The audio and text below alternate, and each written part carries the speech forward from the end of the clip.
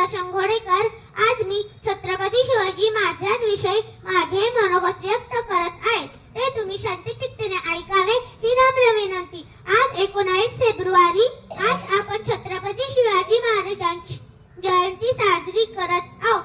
छत्रपती शिवाजी महाराज हे मराठा साम्राज्याचे संस्थापक आणि आदर्श राजा होते. त्यांचा जन्म 19 फेब्रुवारी 1630 रोजी शिवनेरी किल्ल्यावर झाला. त्यांच्या वडिलांचे नाव शहाजीराजे भोसले, त्यांच्या आईचे नाव जिजाबाई होते.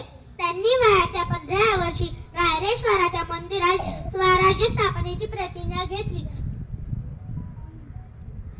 छत्रपती शिवाजी महाराजांनी गनिमी काव्याचा वापर करून अनेक लढाया जिंकल्या. त्यांनी मावळ्यांच्या साथीने अफजल खान, औरंगजेब आणि तशाच बलाढ्य शत्रूंचा पराभव केला. 3 एप्रिल 1680 रोजी